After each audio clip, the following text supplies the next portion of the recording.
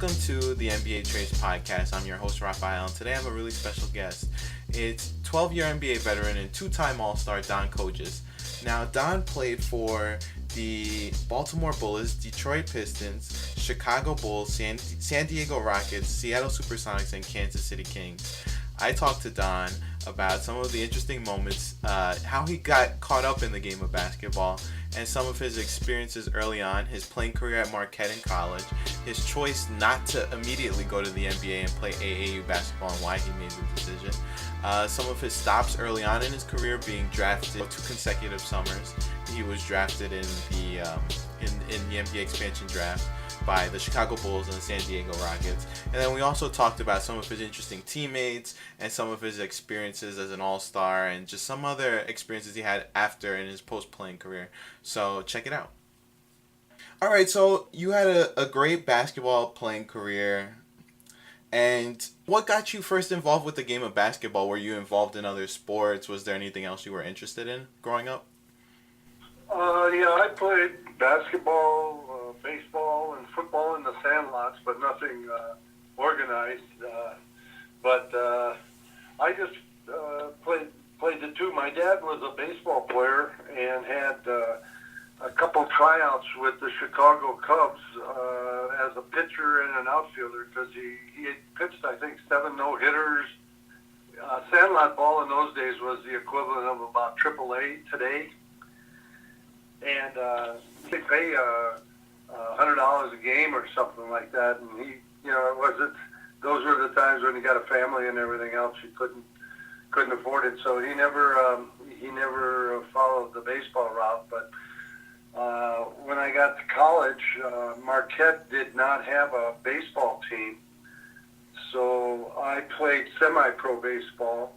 I was allowed to do that as long as I didn't get paid or accept payment because Marquette didn't have a team. So I played with one of the local teams called Falk, F-A-L-K Corporation, and we were the best team around. And when my senior year, between my junior and senior year, we played in the Milwaukee County Stadium, or Brave Stadium at the time. And I hit a home run in the tournament. We won the tournament and everything. And so I got a trophy for the best major league prospect, but never came up with an offer because I think they felt that I was going to follow basketball, I think. So never did have an offer. From that time, you said that they thought you were going to follow a basketball career. What were you leaning towards even, outside of what, people were offering? Or did it go mainly based on that? They felt that the NBA was just starting to really get going a little bit. There wasn't a lot of TV or anything else, and there was a good ABA league out there with Phillips Petroleum Company, Akron Goodyear, Denver Truckers, and a bunch of companies that would give you a nice job as well as playing for them. Because in those days, my feeling was I really wanted to play in the Olympics, and you had to stay an amateur to do that. And if you turned pro, you weren't eligible for the Olympics. So I listened to what the pros had to say, and then decided, because I think I was the 12th round draft choice, which sounds real good coming out of college, but there was only 9 teams, so that was a 2nd round draft choice. And they, there's no guarantees or anything else. I also have a funny story if you'd love to hear it. Oh, sure. You got time? Oh, yeah. Okay, I had finished my Marquette basketball career, and I averaged, for the 3 years that I played there, I averaged 13, 15, and 17 rebounds a game, at being 6'5", 6'6", and 20 points a game in my senior year. And so I had some pretty good statistics. So I got invited to an All-American game. There was a new team that was coming in 1961 when I graduated, a new league called the ABL. And the best team that was coming into that league was called the Pittsburgh Wrens, R-E-N-S. And they were a group coming in from Iowa and everything else. From Ohio. And I got a call and asked me if I'd like to play against that team. They were getting some All-American players together to play against this team and see how everybody measured up and everything else. So there was going to be a game in Akron, Ohio on a Friday night and in Cleveland on a Saturday night. So I got to play in that game, and we really wanted to beat these guys. They were supposed to be, the best pros coming in this other league, other than the NBA. So I went out and I got hot, and I had 30-some points the first game night, and we beat them. And then we went and played in Cleveland the second night, and I had 30-some again, and we beat them. And I'm sitting in the locker room, we're tired. We're just celebrating that we just, beat these guys. And all of a sudden, this guy in his, $1,000 suit or whatever pops down next to me, and he says, "How'd you like to play for me, kid?" And I said, "Well, who are you?" And he told me, "I'm the owner of this team that you just beat." And I said, "Well, there's a problem. I'm not the property of Pittsburgh." And I thought, wonder who this guy is, because I'd never heard of him before. So he said, "Tell you what, kid, you go back to Marquette, and during the week I'll send you a round-trip plane ticket. We'll meet in Cleveland at one of my properties and restaurants and everything else. We'll have lunch and talk contracts." So I thought, okay. So I see you for lunch, and I'm sitting there, and about 20 minutes later, this guy plops down next to me, doesn't say hi, doesn't say anything. He just says, "Okay, here's the deal. We're going to give you a 2-year contract." And I said, "Well, listen, I want to see what's in the contract." "Okay, what's in the $30,000? What does it include?" He said, "Okay, it includes a car, it includes an apartment, and it includes your salary." So I said, "Well, what kind of car is it?" He said, "What do you mean, what kind of car is it? It'll be a nice car." And I said, "Well, is it my car? Do I own it, or is it just, you just lending it to me?" Or there wasn't any leases in those days.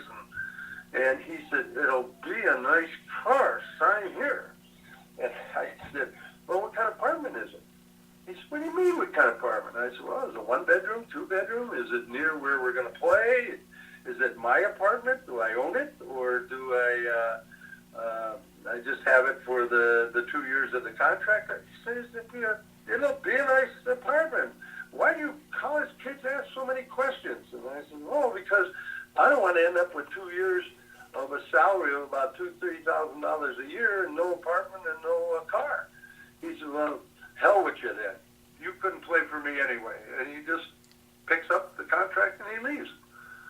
And I thought, geez, I'd heard about stuff like this, and I figured, well, he'll be back. So I ate my dessert and I sat there, and about 20 minutes later, I asked the waiter, I said, "Where's so-and-so?" And he said, "Oh, he left 20 minutes ago." I said, "Oh." So I look and make sure I got a round-trip plane ticket. So I go downstairs. There's no limo. I had to find a courtesy car to get me back to the airport. And then about 5 years later, I open up the newspaper, and there's a full-page picture of this guy in the paper, and it says, "George Steinbrenner buys the Yankees." Oh, wow. Oh, wow. It was good old George. Wow, so... I had no idea who he was. So, you go through experiences like that, especially that being George Steinbrenner, which is amazing in itself. Does that prepare you sort of for the business side of, once you graduate from college and start, your professional career? Do you feel like that helped you prepare for like that next step in your life? Yeah, in several ways, because I was a philosophy major. I was an English and history minor, and I was, because I played a major sport, I didn't have to take just 1 or 2 physical education courses. And because I took Latin in high school, and I could fulfill my college requirement with just 2 semesters if I stayed in Latin rather than Spanish or French or something. So it opened up a lot of open space for me to take other courses. So I got permission to go into econ So I was able to go into business school and take a bunch of the, just the normal courses that you would take in business. So I was trying to prepare myself for business and everything. So this was just one thing that was helpful too, going through an experience like that. And so like your college career was very decorated. You were the all-time leader in rebounds. You're in the Hall of Fame. Your jersey's retired at Marquette. What was it like sort of playing with your teammates? Like you had a really interesting cast of characters from Walt Mangum to Ed Carter, Jim Collar. What was it like playing for Marquette? It was great. I wanted to go away to school, but we had a very closely knit family, and I wanted to be close enough where they could come to games and everything else. So, and of course, I had over 30 offers. So my dad and my coach and I traveled to a lot of schools to look at them, all the way from New Orleans, Loyola, New Orleans, to Xavier, to Louisville, to various places. Nothing out on the West Coast though, but. And I loved the traveling. So when I got back, Marquette said they wanted to meet with me again, knowing I wanted to go away to school. So I met with Jack Nagel, who was the coach at the time, and he said, I got a way that you can go to Marquette and still go away to school. I said, oh, really? How are you going to do that? He said, I'll give you a full scholarship, a full ride, including room and board, where you can stay on campus. And I thought, man, that's nice. So I talked to my parents and everything else, and I said, I think I'm going to stay at Marquette. I got the best of both worlds. So that's how it ended up. So. Yeah. So, after, your career at Marquette, where, you have a big run, like you mentioned earlier, you were drafted in the second round. You were the 21st overall pick of the 1961 NBA draft. And instead of signing with the Chicago Packers, which was the team that drafted you, you chose to play AAU ball, like you mentioned, with the 66ers, the Phillips 66ers. So how did that come about? Like, that process of sort of like you get drafted and you want to think through, your process of like, do I want to play pro basketball, or do I, like you said, you wanted to, play in the Olympics. So how did you weigh, both options? Well, first of all, I met with the ABL, and what happened there with Steinbrenner, and then I met with the Chicago team, and they were sticklers where they were just going to offer me a low second round draft choice figure, no guarantees, no nothing. And then the AAU teams, because we had one in Milwaukee too, Alan Bradley was a team there that was an AAU team. Met with all of them, and with Phillips Petroleum and Akron Goodyear and Denver Truckers, and they explained to me the benefits of staying amateur, where you could play in the Olympics if you got the shot.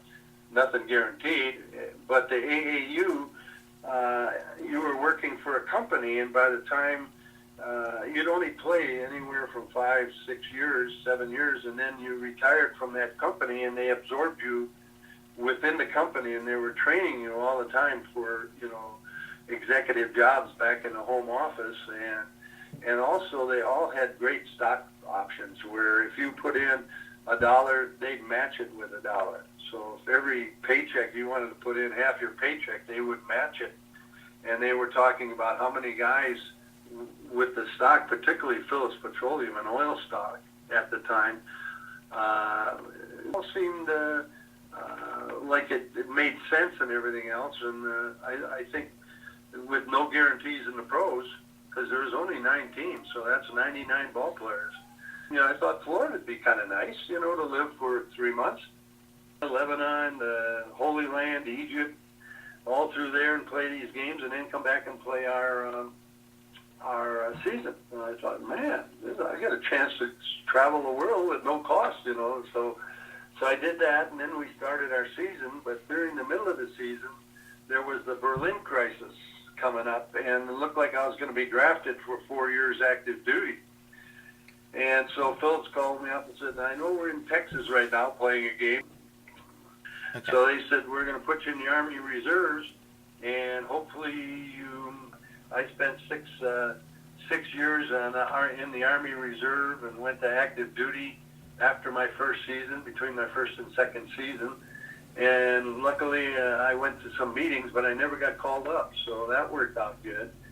And then after they said, well, we're going to start in Hawaii, then we're going to play a tournament in the Philippines, and then we got added to China, wanted to invite us to another tournament in Hong Kong, so we did that. And, so I really got to see the world at a very young age, and when that ended, we played our next season, and we won and I got MVP out of the tournament, and then they were going to have tryouts for the Pan Am Games, and which were going to be in Sao Paulo. So I tried out, and I became captain of the team, and we won the gold medal. And then we got a call saying, you guys are doing real well. How would you like to stay in Brazil and go to Rio, and we'll put you all up at Copacabana Beach for about a month or 6 weeks, and then they got the World Games there. Oh, that's very nice. So we did that. And when we came back after those games, we had two good guys on our team. They added from the colleges named Willis Reed and Lucius Jackson. So they were some pretty big horses. They were good guys too. So when I got back, the pros came around and said, we want to sign you. And I said, I'm not interested. I said, I've just been captain of Pan Am Games, the World Games, and next year in Tokyo is the Olympics. And if I stay healthy, I'll be on the team and also probably captain of the team. And so they said, we didn't ask you that. We asked you, what's it going to take? And I said, oh, nobody ever said that to me before. So I said, let me make a call. So I had some contacts with the NBA by that time. So I called the NBA and asked them what the number one draft choice was getting. And it was Rod Thorne coming out of West Virginia. And they told me what he was making. So I upped it quite a bit and said, okay. And I knew they'd never go for it. I said, this is what I want. And 2-year contract, escalating salary guaranteed, everything else. And they said, okay. And I thought, maybe I should have gone higher than that.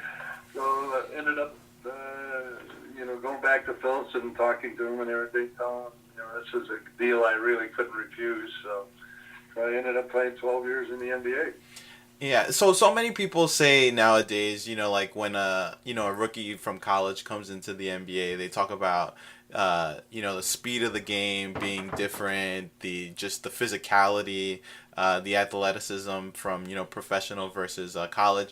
What was your experience sort of going from playing AAU ball, playing college basketball, playing international basketball to playing in the NBA? Was there as vast a difference as maybe players today say there's a difference? Well, there certainly was a difference, but AAU ball was a lot rougher than college, and international ball is a lot more tougher and difficult than AAU ball.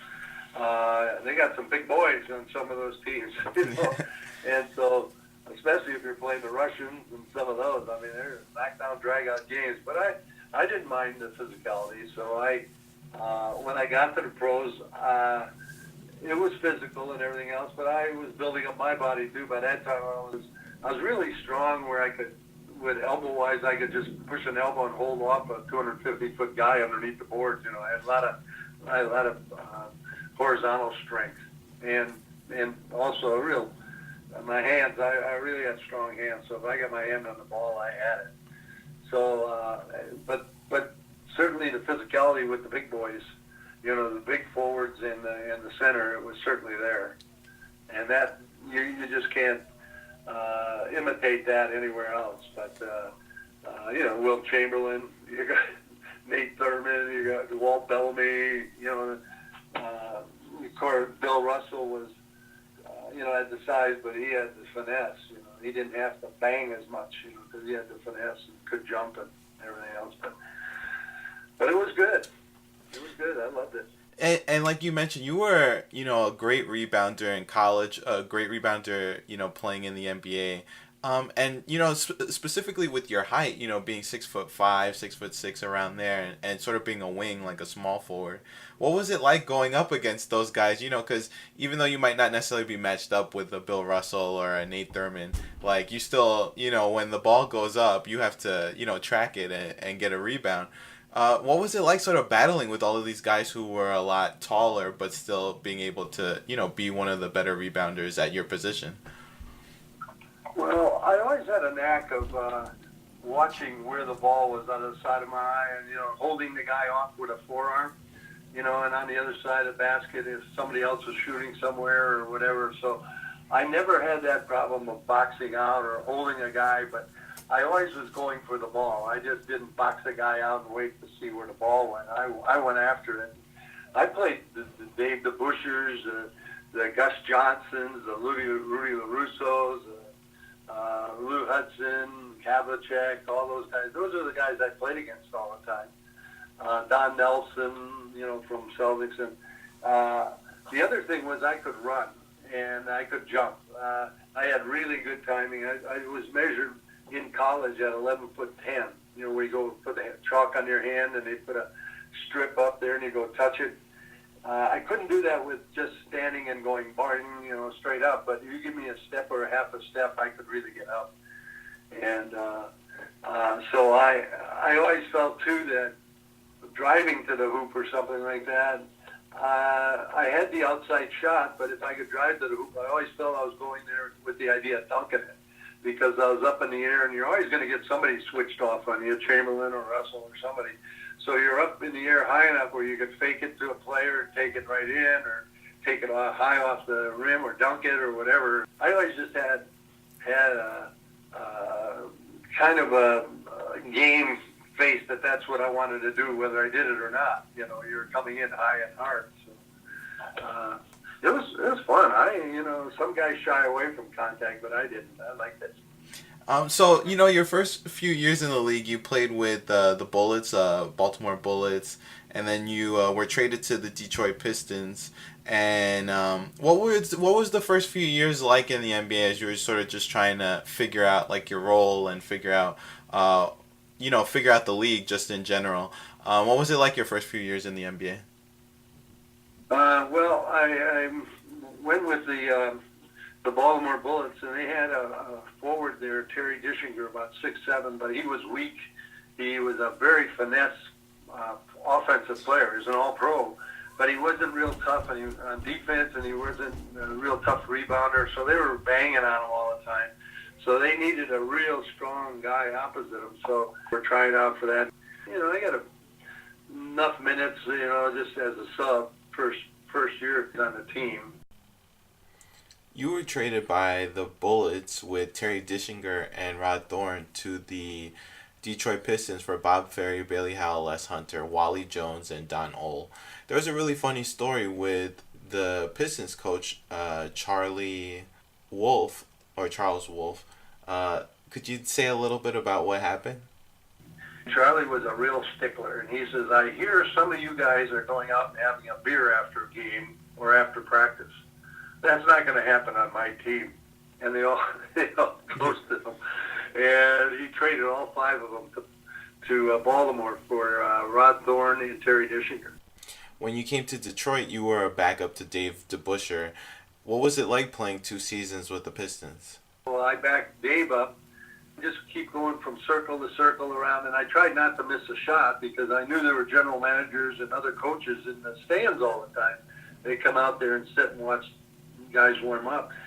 And one of our players, Ray Scott, got hurt one time, and when it came time at the end of the year, the second year there with the expansion team to Chicago, by that time, if you played 4 years and you hadn't made starting team, unless you were just an outstanding rebounder or defensive player, you stood out and won.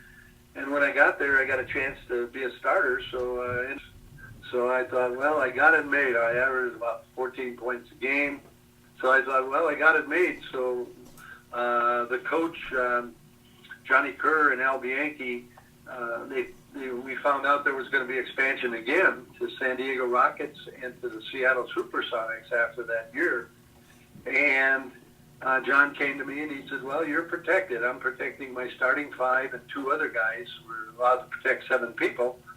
And so he gave the list to the owner, and the owner got on the airplane and went to New York for the draft meetings. And as the story goes, I think Wilt wrote about it in his book, and so did Jerry Sloan, that the owner got drunk and looked at the lineup and said, well, isn't my favorite player on the team? And whoever it was, he scratched out a name and put his favorite player on the list, and he scratched out my name. So I ended up going to San Diego Rockets, and Johnny Kerr called me and used every swear word in the book. He said, I can't believe this guy broke up our starting lineup. We made the playoffs and all of it. So that's how I ended up in San Diego. Wow. So for you, you like you mentioned the two expansion drafts. You were actually only one of 3 players ever in NBA history who have been selected in expansion drafts in 2 consecutive years. Now, I feel like it's probably not going to happen now because of just sort of the way the NBA is, and there are already 30 teams. So like for you, what is that experience like to sort of like you're struggling to sort of try and find your footing and to get drafted, to especially expansion teams, this level of uncertainty and you're having new teammates every year. So I figured, geez, I got it made. I'm a stockbroker building up a nice business. Thought of how nice it is when we go out there on road trips and everything else. But San Diego, I've heard such good things about that.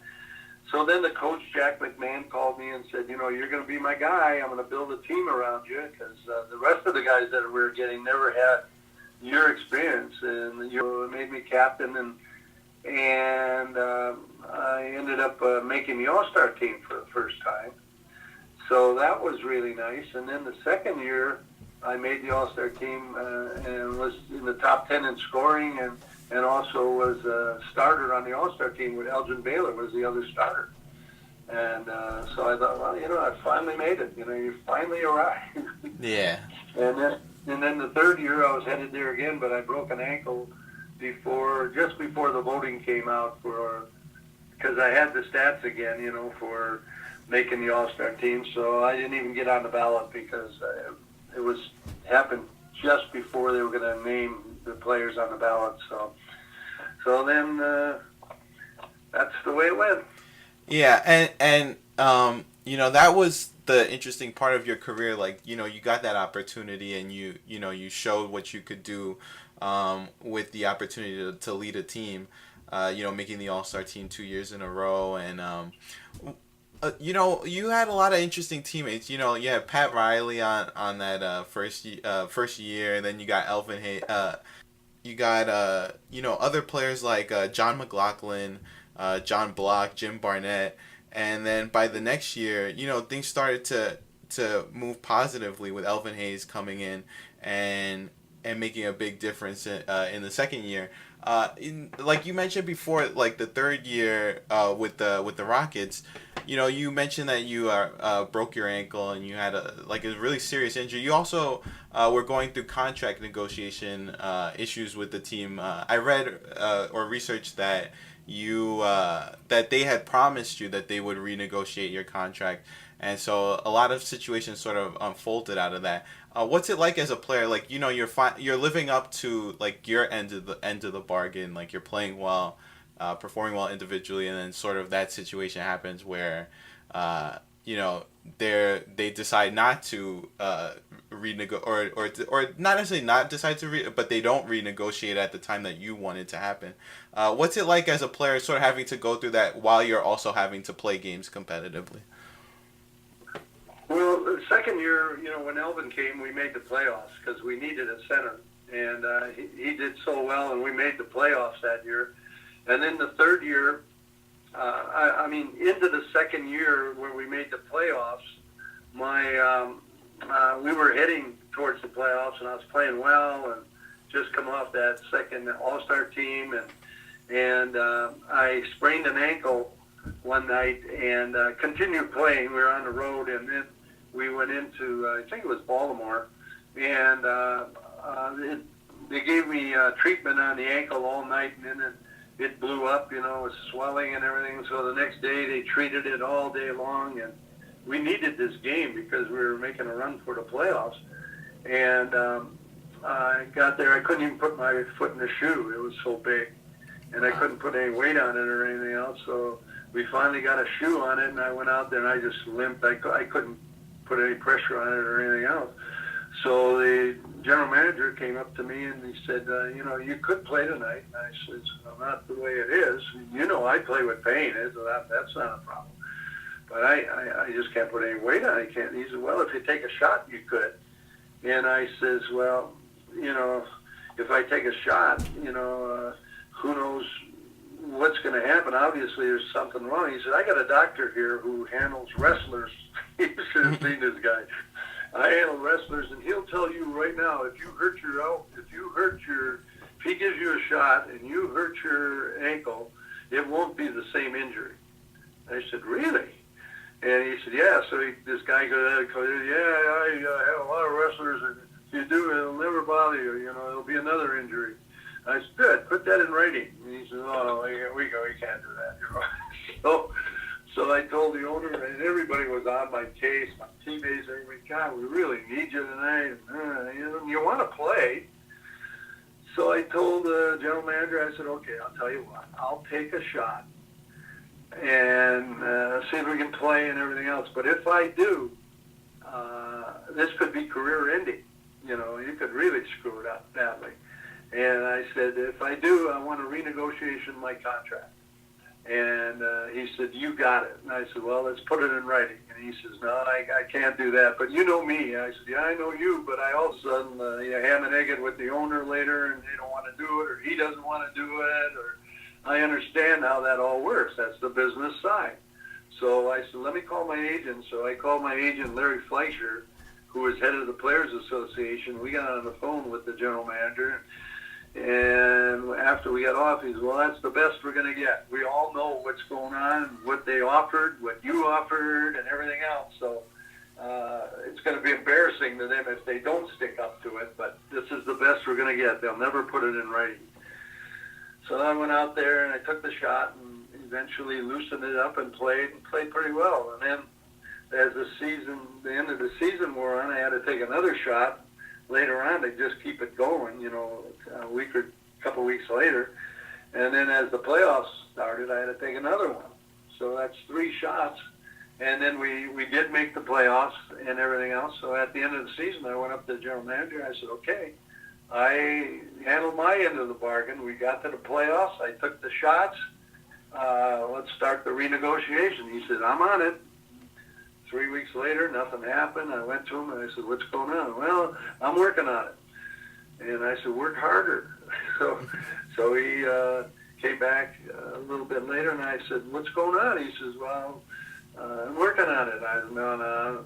He said, well, to be honest, the owner doesn't want to do it. And I says, well, you know, we talked about this at the time and everything else, how it could be reneged and everything else. So I want a trade. I said, if you guys aren't going to live up to your responsibilities, I did mine. I want to trade. And they said, well, you have a no-trade clause. I says, well, you waive that and we'll trade you. And I said, no, I'm going to wait to see what trade you got. I don't want to end up back in Detroit or someplace like that. So this went on and on and on. And finally, I went to the owner and I told him, I says, you know, this was the deal. He said, well, I don't know whatever happened between you and the general manager, and I don't care really. This is the way it is. So I said, then trade me. So they tried to trade me straight up with Dave DeBuscher, straight up with Lou Hudson, straight up with John Havlicek, you know, all their stars that I played against. They wanted to trade it. And of course, they're not going to do that. So finally, the owner came in and from the Rockets and said, I got Sam Shulman here in my office in San Diego, and whatever you guys decide is fine. He said, we haven't talked. I said, all right. You know. So Sam says, okay, what do you want? I said, you know what I want, Sam. You've already talked to my agent and everything else. So and I told him, and he said, okay, you got it. But he says, I want to have it done a little bit later here. We want to announce it to all our all our season ticket holders, the Nordstroms up here in Seattle and everything else, and have you and your wife fly up and we'll make an announcement.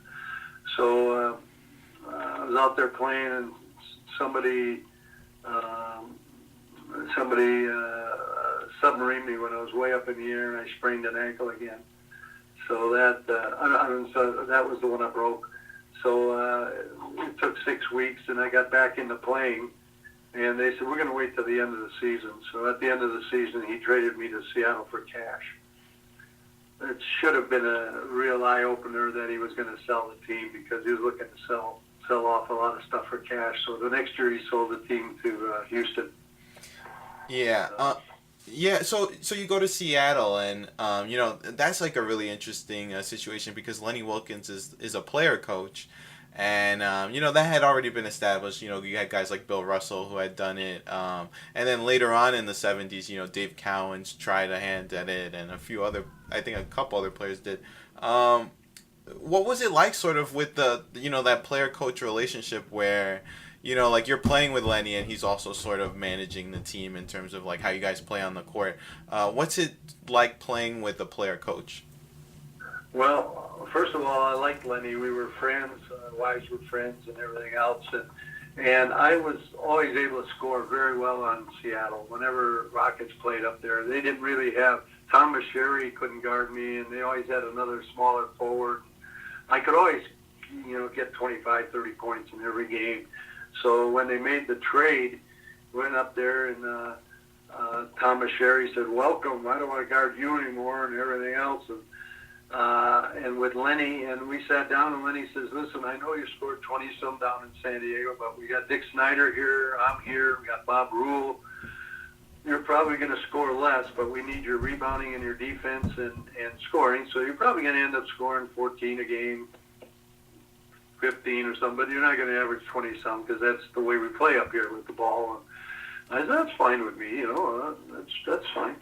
So I'm trying to win.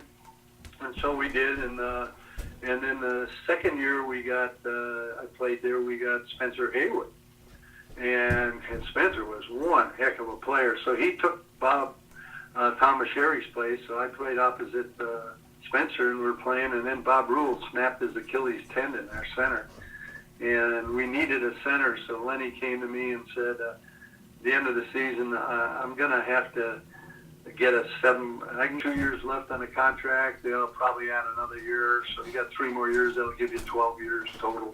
So that's 14 years out of college. So Post-playing career, you became the director. You founded Whispering Winds Catholic Conference Center in 1978. How did that come about, and sort of what was your path to that, to that goal after you finished playing in the NBA?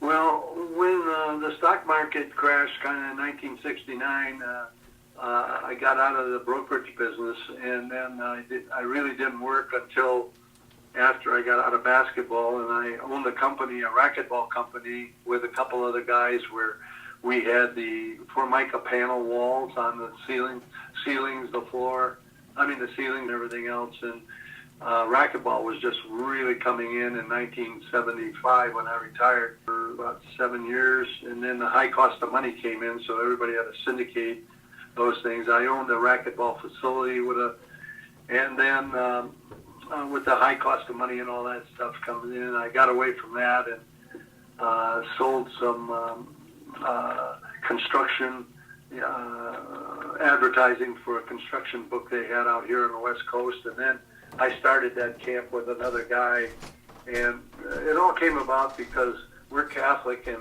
we were going to a lot of Protestant camps with our families, and one in particular up in San Bernardino, and everybody, Catholics were saying, "Why don't we have a Catholic camp like this close to San Diego?" And everybody kept talking about it, so one day this Dr. Jerry Teasy, who was one of the top 5 pulmonary specialists in the world, he and I got together, and we decided that we were going to build it, whatever it took. And, so here we are.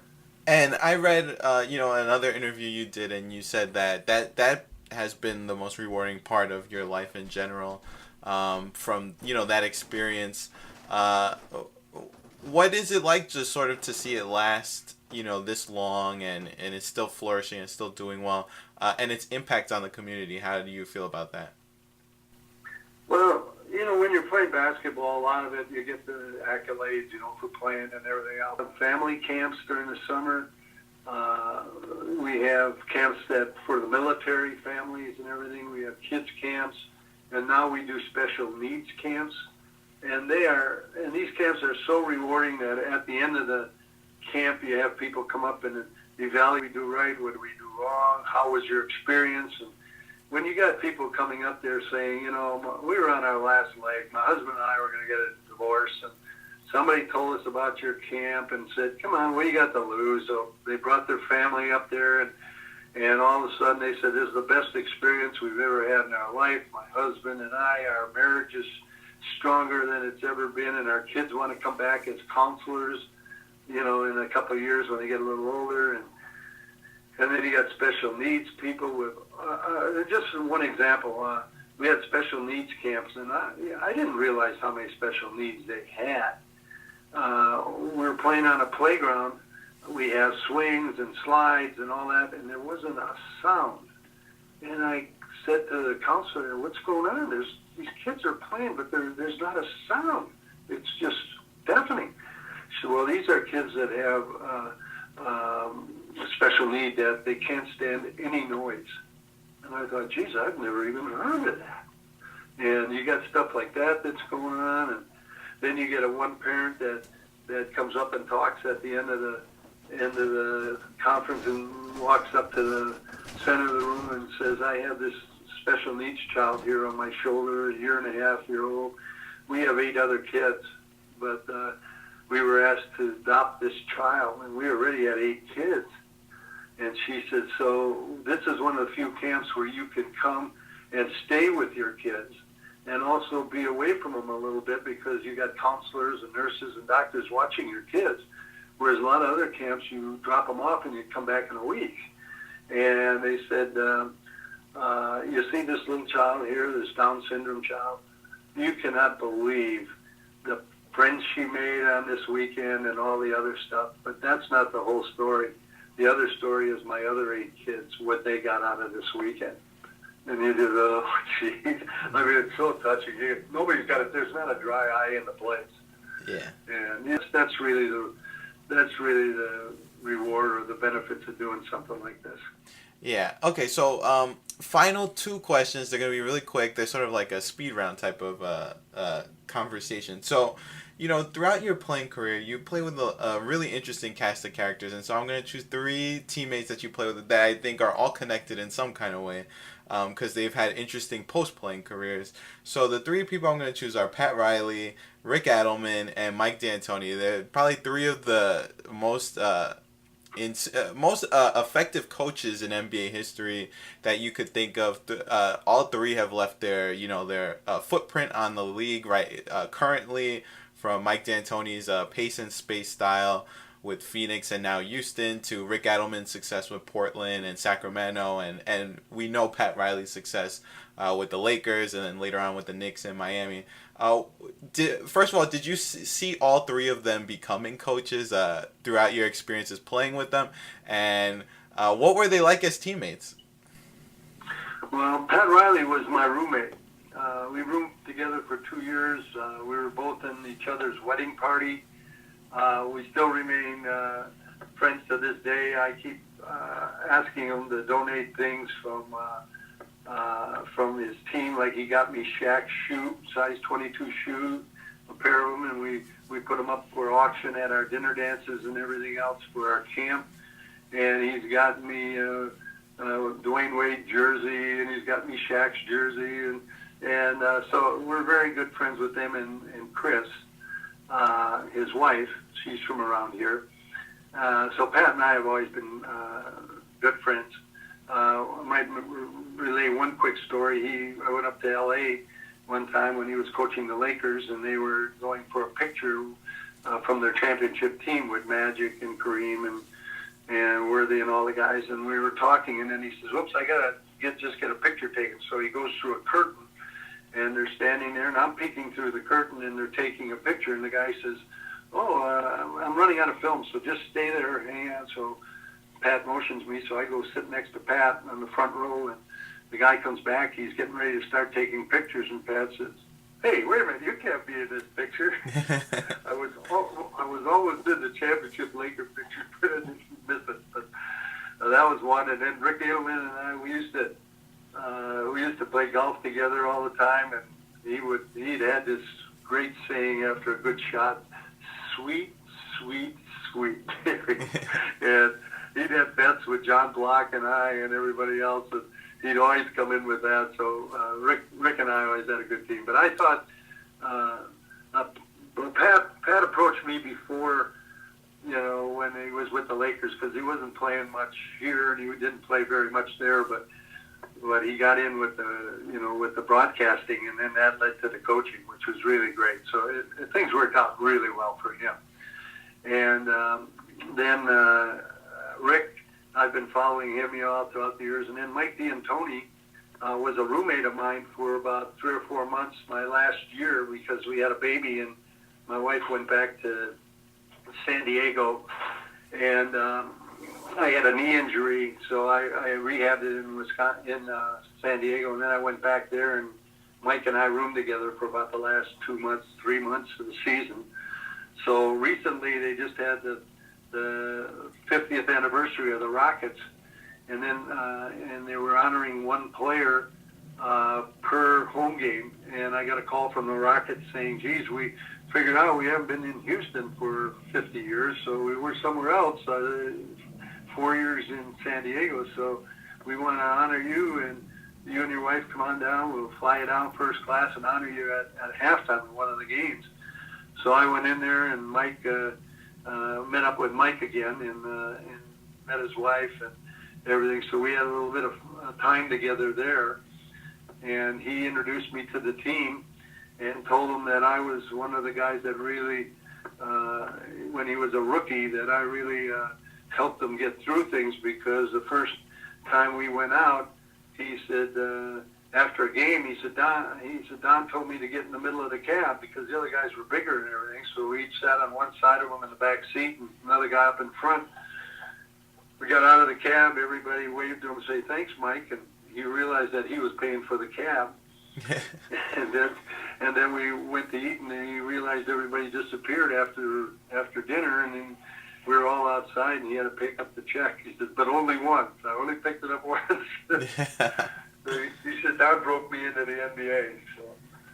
So those are 3 good guys. Still love those guys. Yeah, and final question. One thing that I found interesting was that you were a player rep for the Players Association, and I think it's at a really important time in the league, because you had so many things going on from 1964 All-Star Game, when the players demanded to restructuring with the owners, where they sort of had that argument. They were able to get the owners to concede and make some concessions. And then you also had, the ABA, NBA situation, and, players coming out of high school instead of staying in college. Like you mentioned, Spencer Haywood was your teammate. Right. He's a big part of that. So, as a player rep, what was it like during that time when there were so many changes going on in the NBA in terms of, player contracts, the CBA becoming a really big issue, and also just sort of the how much that role mattered to the league at that time when so many things were happening? Well, we were trying to get a union started, players union, and of course it was tough. So you always had the star of the team was the player rep. But when I got to Detroit, the Busher didn't want to be a player rep, and they said, "You," and I said, "Geez, you could be out without a job real quick here with this, because the owners really frowned upon it." So somebody had a grievance, and I had to go talk with Fred Zollner, who was living in Fort Wayne at the time. And so finally, when I did get a chance to see him, he let me cool my heels for about an hour in his outside his office. So when I went in, I says, "Mr. Zollner, I'm Don Kojis. I'm the player rep for the Pistons." And he says, "How much money you make?" I said, "Well, you know how much money I make. You're the guy who pays the checks." He says, if you open your mouth, you're making half. Oh, I wow. said, yes, sir. And I thanked him and left and reported back to the Players Association.